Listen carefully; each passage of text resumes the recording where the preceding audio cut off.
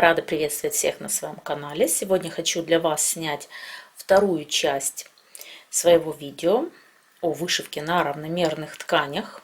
Кто хочет более подробно узнать все о равномерных тканях, как выбрать первую основу, сейчас будет в правом верхнем углу ссылочка. Это на мое предыдущее видео, там более подробно я рассказываю о самой основе. Также в этом видео вы сможете увидеть и как вышивать на равномерной ткани. А в этом видео я хочу более подробно остановиться все же на самой вышивке крестом на тканях равномерного переплетения. Сейчас я также, конечно же, коротко вам расскажу о тканях, но совсем коротко. Я хочу очень коротко вам рассказать о тканях для новичков. Какую ткань надо взять равномерного переплетения для того, чтобы начать свою первую работу. Желательно, конечно же, выбрать наборчик, можно выбрать, Неокрафт у них есть наборы, но опять-таки это может быть для вас дорого, и не у всех есть такая возможность купить такие наборы. Вот у нас, например, в Украине и не так-то уж и часто их продают в магазинах. Поэтому начнем с того, что можно приобрести даже самую дешевую равномерную ткань. Это белорусская равномерка. Сейчас я не беру во внимание людей с плохим зрением, так как белорусская равномерка это 30-й каунт. Мы делим пополам эту цифру и получаем 15, что соответствует аиде, аиде 15. Если вы имели дело с аидой, вы вышивали уже на аиде, то вы знаете, что аида 14 это достаточно комфортный каунт для вышивки. 11 аида это уже крупный каунт, и очень редко на нем вышивают, но люди с плохим зрением любят 11 каунт. Так что вы будете понимать, что 15 это меньше 14, но больше 16, так как 16 все-таки это мелкий каунт для зрения. Поэтому все-таки, я думаю, надо на этом останавливать свое внимание и выбирать для себя более комфортные ткани, тем более, если у вас зрение не очень хорошее. Я могу порекомендовать такие ткани, как, возьмем самый известный производитель, это Цвайгард. Линда 27,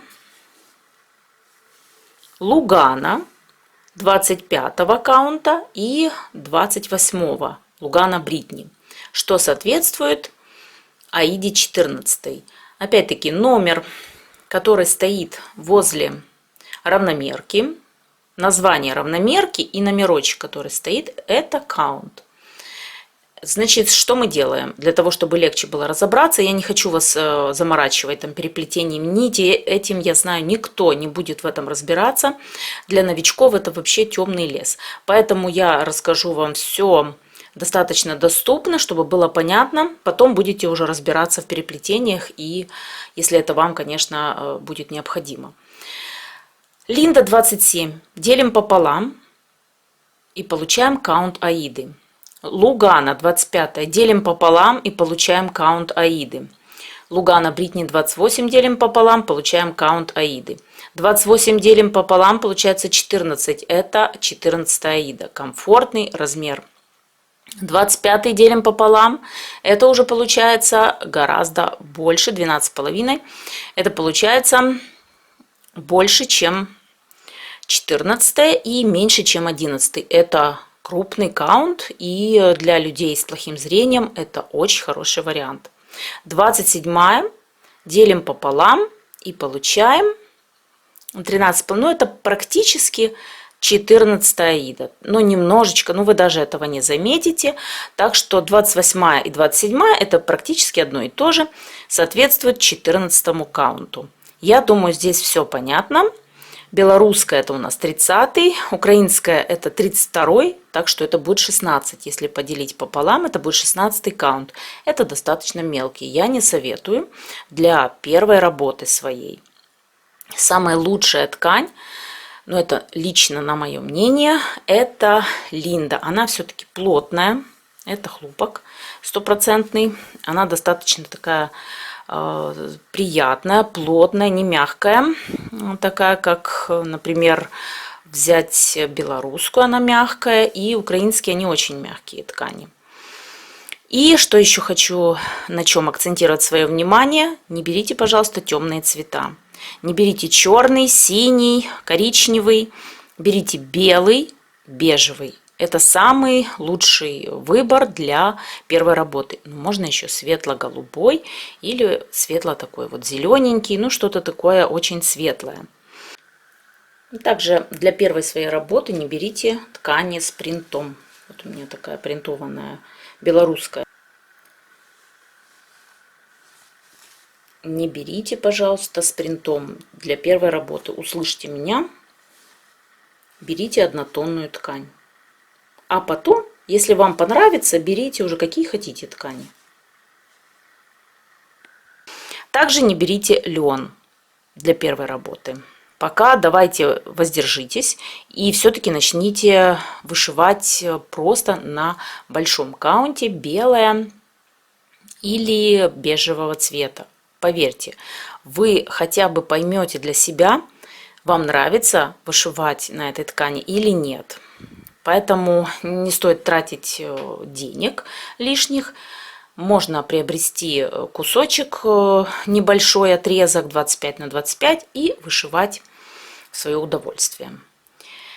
Вот покажу вам, это беломерка белорусская. Достаточно крупные переплетения. В чем заключается? Значит, вышивка у нас на равномерных тканях, она идет через 2 переплетения. Вот смотрите, 2 переплетения. Мы должны отсчитывать 2 переплетения, 2 влево и 2 вниз. Да? Но я вам сейчас все покажу, вам все будет понятно. И возьмем для сравнения, это мелкий каунт, это украинская. И смотрите, переплетения уже достаточно мелкие, плотные, придется вглядываться очень даже, для людей с плохим зрением это будет сделать непросто. Возьмем 28-й Лугана Бритни и смотрим разницу. Я думаю, вам тут будет видно разница вот в переплетениях, какие здесь крупные дырочки и здесь насколько все мелко. И получится у вас, например, этот же сюжет, если вы вышьете на этой ткани, он будет гораздо большего размера. И вам будет комфортнее для зрения. Также хочу остановить свое внимание, что не берите ткани вот, цвет под лен. Ну, как для первой работы. Вот. Хоть это и крупный каунт, это 25-й флоба, но на ней вам будет сложно вышивать, как для первой работы. Также есть 28-й, но если вы, конечно, очень смелый человек, то можете взять, конечно, и лен, пермин или кашель. 28-й каунт, это 14-я аида. И сейчас, вот я специально взяла кусочек ткани, вот такая вот равномерка у меня была, это анкор. 25-й каунт, но по факту оказалось, я уже вышивала на этой ткани, по факту оказалось, что это 28-я, соответствует 14-й аиде. И сейчас мы с вами попробуем что-нибудь вышить.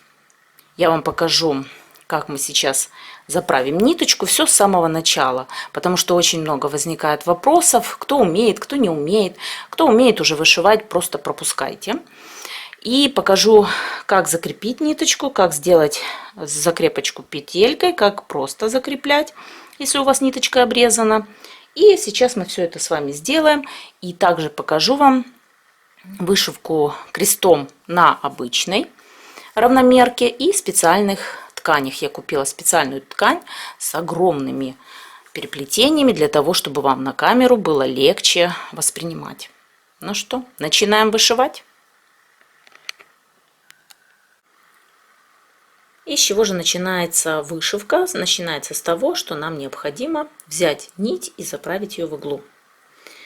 Многие сталкиваются с такой необходимостью узнать, как сделать закрепку методом петля.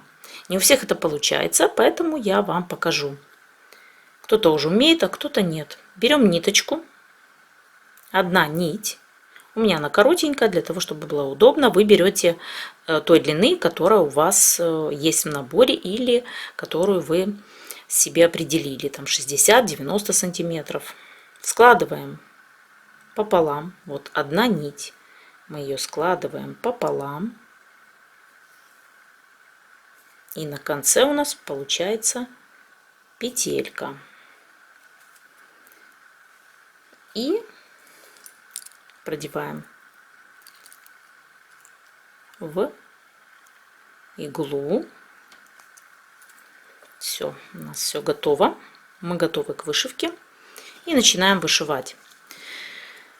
Вот наши переплетения. На равномерке мы вышиваем. Вот видите, я специально сделала 4 дырочки. И выводим иглу на лицо. Все, крест у нас готов. Я вышиваю двумя способами. Вы видите сейчас перед собой инструкцию. Это стандартный крест, который есть в каждом наборе. Это инструкция.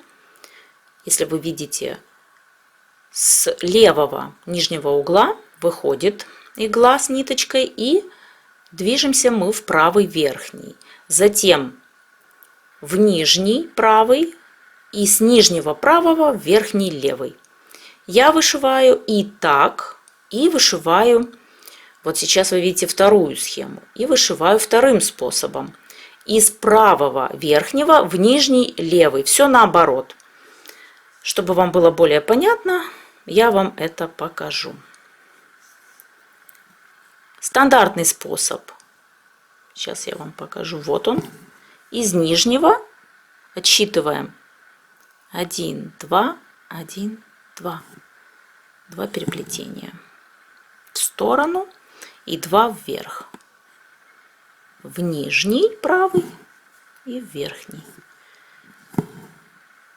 Это стандартный крест, который указан у вас в любой инструкции.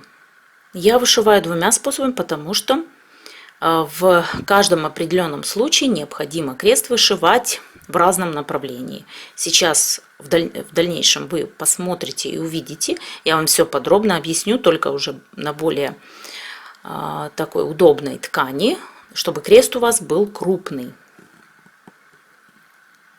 И вот способ, которым я вышиваю также из верхнего в нижний. То есть наоборот. Крест выглядит одинаково. Вот что из нижнего в верхний, что из верхнего в нижний, это не важно. Главное, чтобы верхний полукрест всегда был в одном направлении. Всегда. Это запомните. Вот так. Где у вас четко видны квадраты, здесь этого не видно. Поэтому мы отсчитываем 2 переплетения горизонтально и 2 переплетения вертикально. Горизонтально 2 и вертикально 2. И закрепляем ниточку.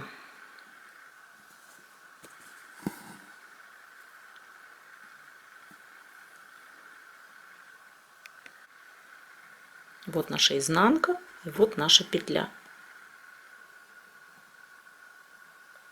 Мы продеваем иглу с ниточкой в петельку, и закрепка готова. И вот так выглядит моя изнанка. И для тех, кому интересно узнать, как же вышивать ровные крестики на равномерке, на аиде, но сейчас я в этом видео буду показывать конкретно на равномерке. Добро пожаловать! Сейчас я вам покажу второй метод закрепки. Если у вас ниточка обрезана и с одной стороны, и с другой. Например, вы вышивали методом петля, дальше у вас цвет этот закончился, вы обрезали и повесили его на органайзер. В дальнейшем вам понадобилась опять эта ниточка. Или просто у вас такая вот короткая 2 ниточки. Если их сложить пополам, да, взять какую-то одну, то вам придется вышивать совсем недолго, так как она коротенькая. Я объясняю, почему так подробно, потому что меня часто об этом спрашивают и не совсем понятно новичкам. Поэтому я подробно это объясняю для тех, кто уже знает. Перематываем. Вот у нас два наших кончика. Мы их заводим в иголочку. Петельки у нас нет. У нас два хвостика. И начинаем мы закреплять. Вот наша изнаночка. Я вам специально перевернула, но не обязательно переворачивать. Вы просто поддерживаете пальчиком вот эти два хвостика. Заводим иголочку. И сейчас покажу, что у нас на изнанке. И вот что у нас на изнаночке. Старайтесь, чтобы вот эта ниточка оказалась между двух. Видите? И тогда у нас получается закрепочка. Вот такая. Мы сделаем еще, например, два полукреста.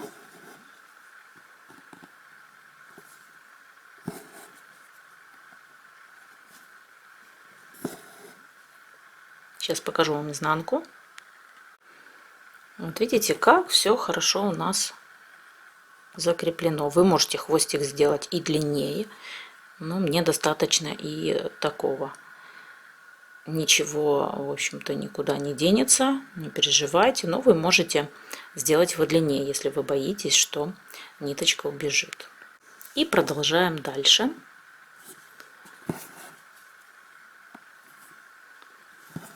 Закрепляем. Закрываем наши полукрестики для того, чтобы получился полный крест.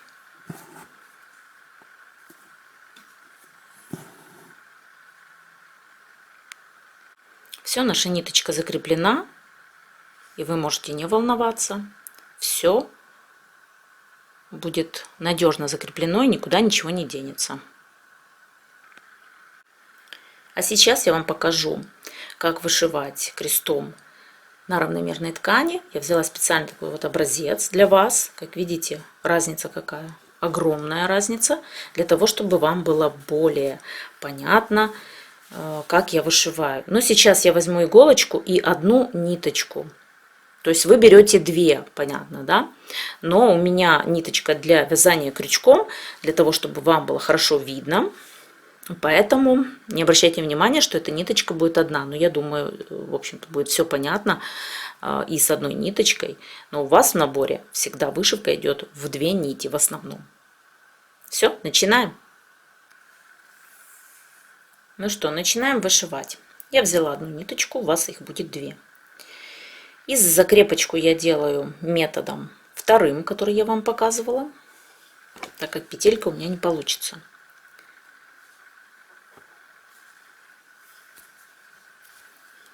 Я придерживаю на изнаночке кончик ниточки и буду прихватывать его полукрестиками. Вышиваю я двумя способами. Вот вы видите сейчас перед собой первый способ, схема. Из нижнего левого в верхний правый. И сейчас вы видите второй способ. Это из верхнего, рисунок А, из верхнего правого в нижний, то есть наоборот. Не хочу вас, конечно, запутать, но я думаю, будет все понятно. Вот два переплетения. Раз, два. По вертикали. И раз, два. По горизонтали. И мы делаем крест. Сначала полукрест. И делаем закрепочку ниточки нашей.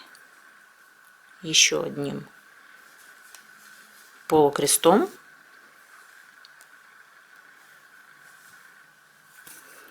Можем сделать их 3. Это второй способ. Если я вышиваю справа налево, то обязательно использую способ из верхнего угла. Выходит у меня ниточка.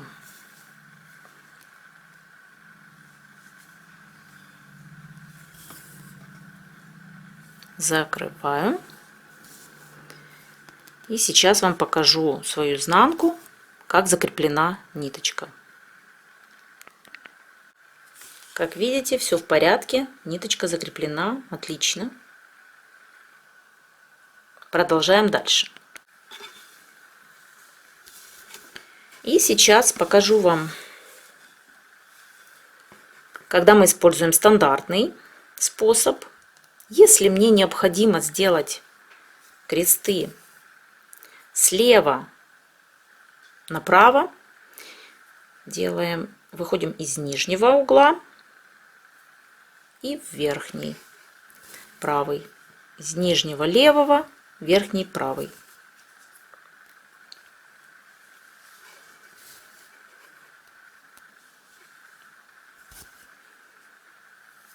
И сейчас будем закрывать, возвращаться обратно.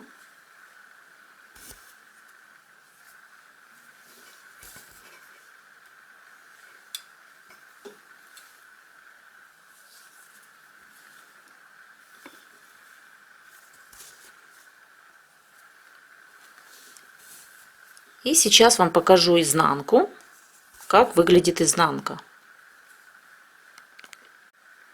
И так выглядит изнанка. Аккуратная, красивая изнанка.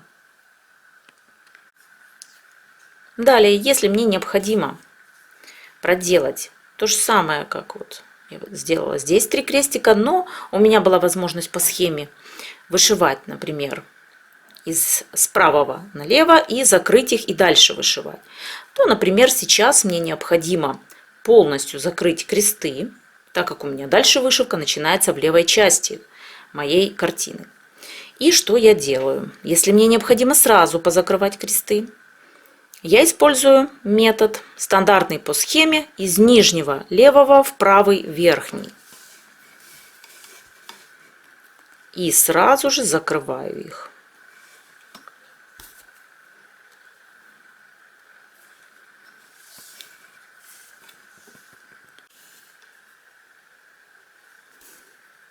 Сразу закрываю кресты.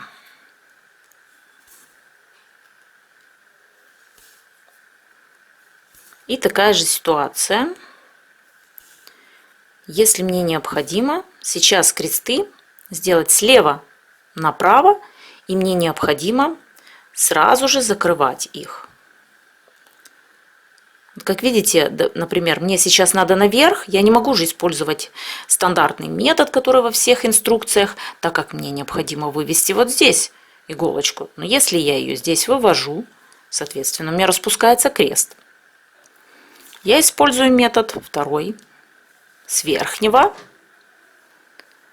правого в нижний, и сразу закрываю.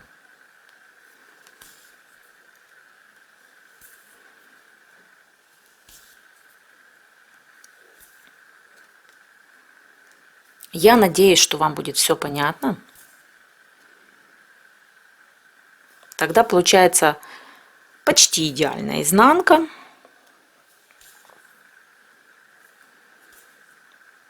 И ровные крестики. Очень ровно ложатся крестики. И еще раз повторим. Если надо сделать крестики, не закрывая слева направо, то мы с нижнего левого в правый верхний. И закрываем потом уже, не сразу.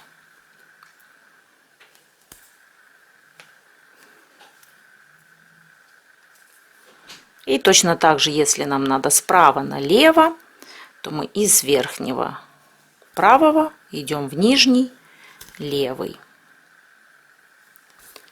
И потом только будем закрывать, и я вам покажу, какая получается изнанка. Вот так. И сейчас посмотрим нашу изнанку. И вот такая получается изнанка. Для меня это практически идеальная изнанка. Мне так нравится такой способ. Сейчас мы более подробно все это разберем. Если кто-то хочет более подробно вникать в это все, смотрите дальше мое видео, вам будет все понятно. И по многочисленным просьбам я сниму еще одно видео. Это будет видео от начала и до конца. Мы берем с вами маленький какой-нибудь сюжетик, для того, чтобы полностью его отшить от начала и до конца в одном видео, с самого начала и до завершения вышивки. Я возьму маленький какой-нибудь сюжетик, обязательно постараюсь так, чтобы и ссылочка была на схемку. Так что, кто заинтересуется, на моем канале обязательно выйдет такое видео в ближайшее время. И хочу вам сейчас показать, что же происходит, если мы хотим вышивать крестики сверху вниз и взять второй способ. И что у нас получается? Как видите, вот нам необходимо опять-таки вывести вот здесь сверху, вот как здесь, в верхнем правом, а уже не получается, потому что там у нас ниточка. Поэтому я, когда вышиваю сверху вниз, вот я распустила, я использую метод обычный, стандартный по инструкции, с нижнего в верхний. И тогда у нас все получается, потому что следующий крестик, который мы будем делать, нам необходимо было бы вывести в этой части. Но мы этого не сможем. А если использовать стандартный способ по всем инструкциям, то очень красиво все получается. И берем во внимание, что мы вышиваем на равномерке. Как видите, все через 2 переплетения. 2 по горизонтали, 2 по вертикали. И получаются у нас красивые крестики. Дальше сразу же я вам покажу рядышком. Если снизу вверх, то уже использую другой способ. В верхний угол правый, в нижний. И тогда получаются прекрасные крестики. Потому что, например, вот сейчас я вам покажу.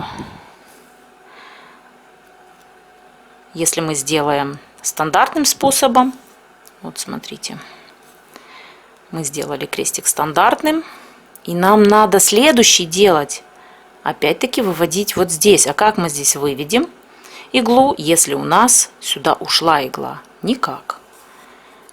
Поэтому я использую 2 метода.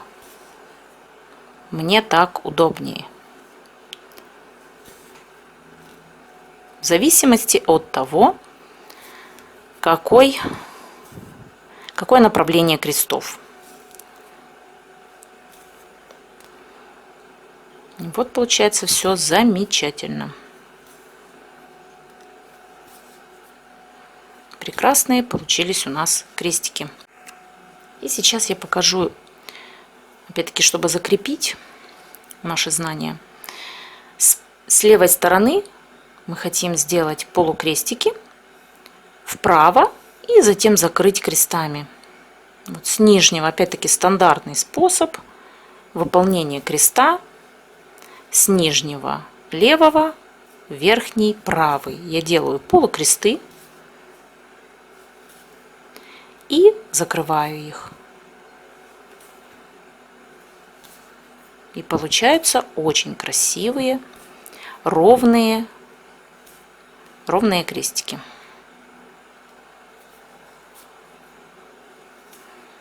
Вот так.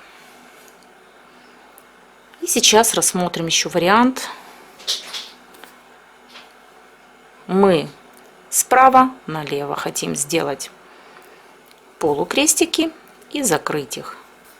Тогда мы используем метод из верхнего правого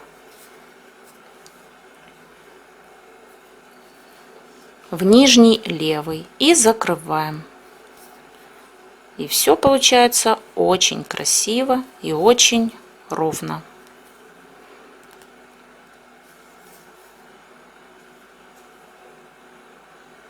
Вот так. Ровные, красивые крестики. И сейчас вы видите перед собой схемку и смотрим схему Б. Мы хотим с вами сделать крестики снизу, справа и пойдем в верхний левый угол. И начинаем. Как по схеме. Выходим из нижней точки, из левого, и идем в верхний.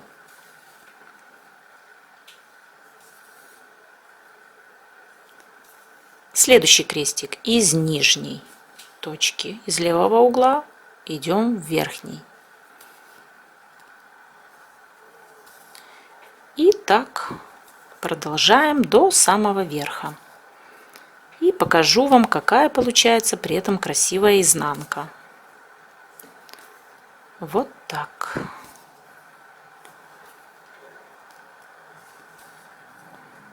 И сейчас мы с вами посмотрим, что же у нас выходит на изнаночке. И вот так выглядит изнанка. Очень красиво получается. Это мы вышили крестики по схеме Б. Вот вы опять видите перед собой рисуночек. Это схема Б, и по ней мы с вами вышивали крестики. По стандарту из левого нижнего в верхний. Дальше игла уходит в правый нижний и идет в левый верхний. И вот такая красивая изнанка у нас при этом получается, и такие ровные красивые крестики. И точно так же мы вышиваем, если мы хотим вышить крестики с нижнего угла и пойдем вверх. Точно так же, чтобы была красивая изнанка, используем стандартный крест с нижнего угла в верхний, с нижнего левого в правый верхний, в правый нижний, в левый верхний. Это стандартный крест во всех инструкциях. И сейчас смотрим, какая получается изнаночка. Так, еще раз делаю. И покажу вам сейчас изнаночку. И вот какая получается замечательная, красивая изнанка. Я думаю, что я достаточно понятно объясняю.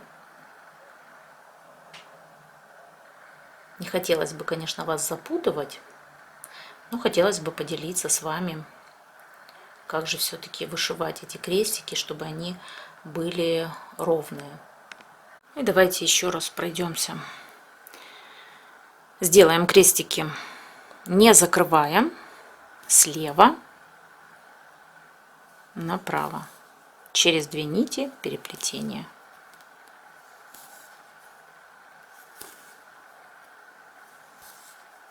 И сейчас закроем крестики.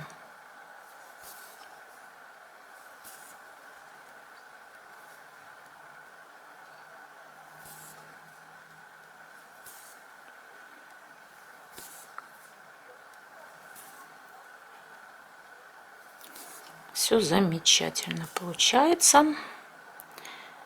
И сейчас сделаем крестики справа налево, если нам необходимо закрыть сразу.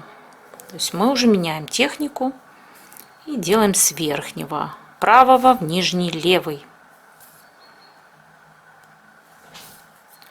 Вот таким вот способом у нас получаются чудесные ровные крестики. Вот так вот.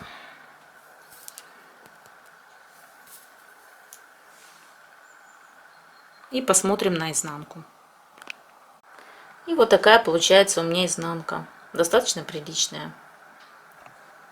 Я не стремлюсь к идеальной изнанке, но все получается достаточно аккуратно. Главное, что с лица крестики получаются ровными. Давайте вышьем с вами крестики, которые мы не будем закрывать. Будем справа вышивать налево.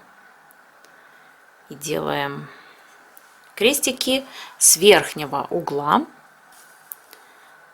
правого и в нижний левый. С верхнего правого в нижний левый. Через 2 переплетения.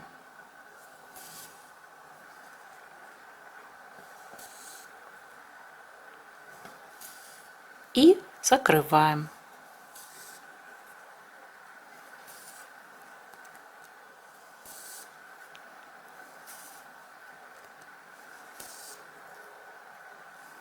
Вы можете вышивать, в принципе, как вам угодно, да. Я не думаю, что это как-то влияет на вышивку. Если вам все равно ровные, не кривые эти крестики, вы можете себя не заморачивать и выбрать любой для вас удобный способ, или из нижнего левого, или из правого верхнего, как вам удобно. Главное, чтобы верхний полукрест, он всегда был в одну сторону. Это обязательное условие. И сейчас мы закроем все крестики, будем вышивать справа налево, но закрывать сразу крест. И теперь мы используем метод стандартный, который во всех инструкциях: с нижнего левого в верхний правый. Я надеюсь, что я вас не запутала и вы все понимаете. И вот так.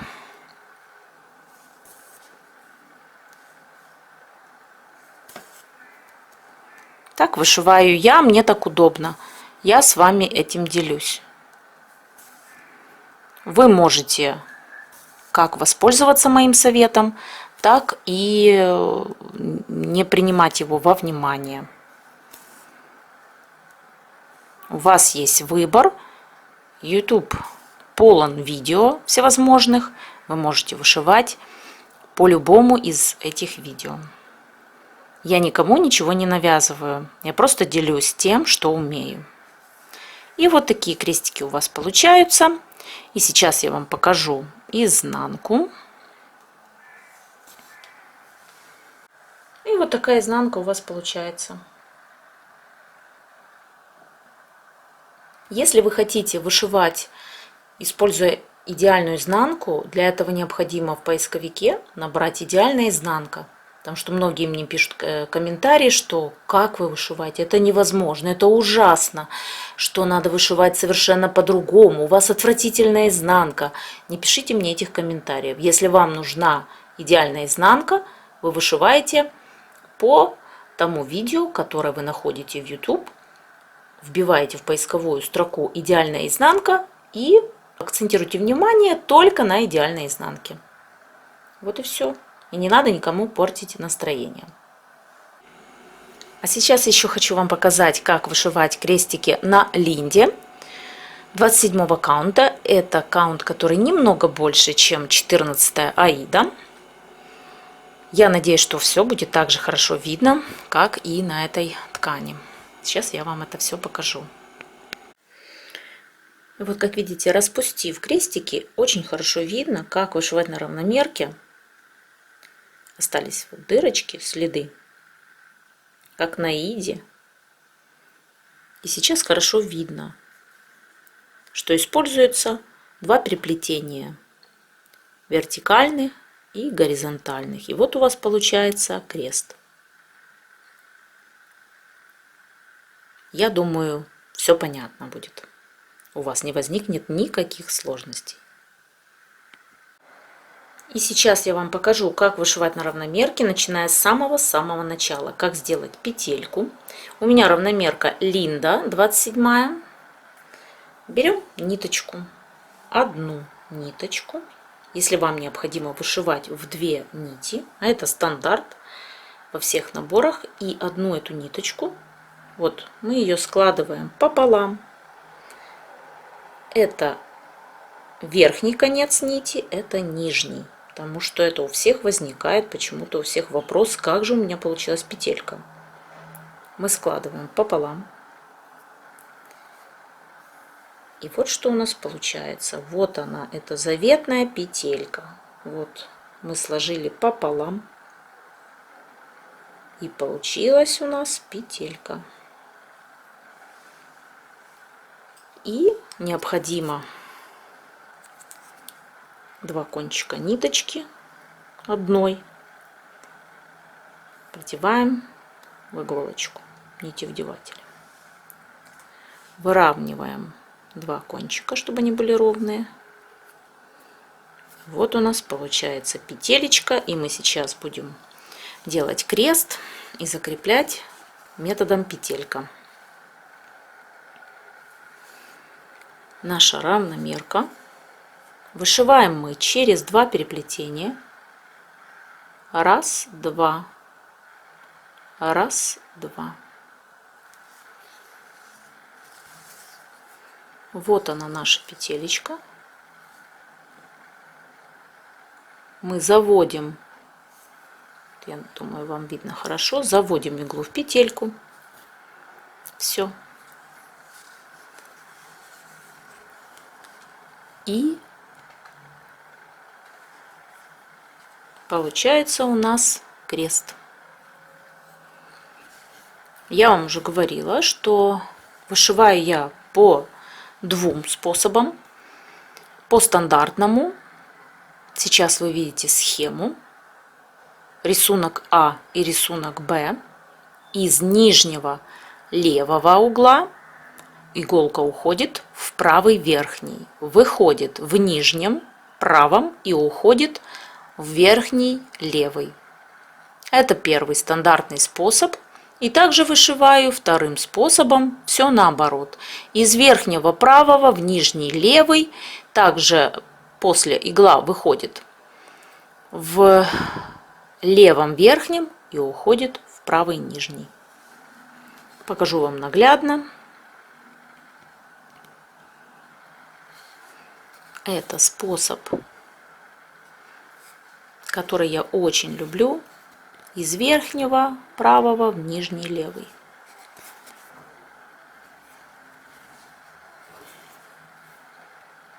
Это мой самый любимый способ.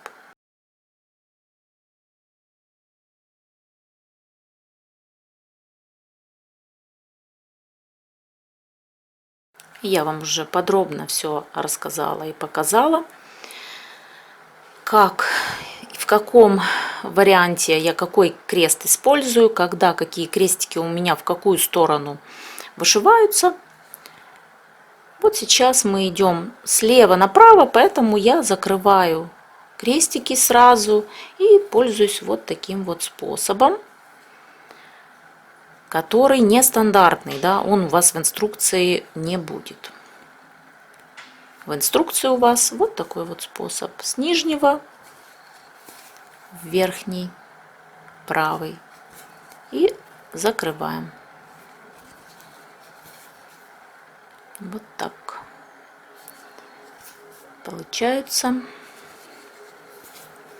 вот такие вот крестики. И покажу вам, как вышивать на руках. Можно сразу в 2 прокола.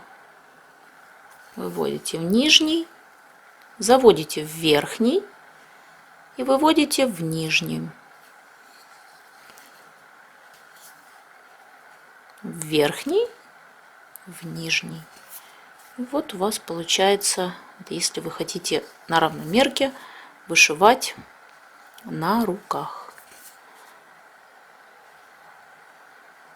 Вот как-то так это выглядит.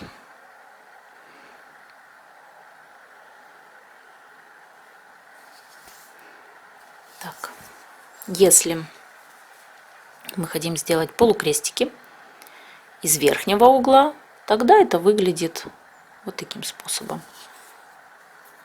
Мы заводим снизу вверх, снизу вверх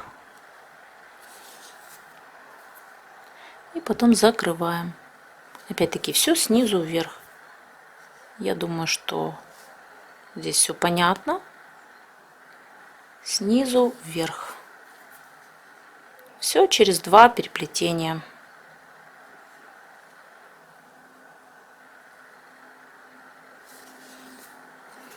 Вот вы видите, каждый крестик это 2 переплетения вертикальных и 2 горизонтальных. Вот у вас получается крестик. Я думаю, что все понятно. И вот сейчас посмотрим, как мы сделаем крестики с вами на руках. Снизу, с правого угла в верхний левый. Как по схеме. Вы можете себе распечатать эту схему и пользоваться ей.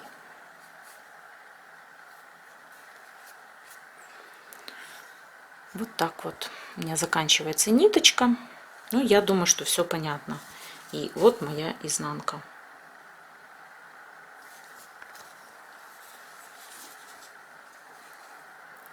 Вот так я вышиваю на ткани равномерного переплетения. Я надеюсь, что вам все понятно.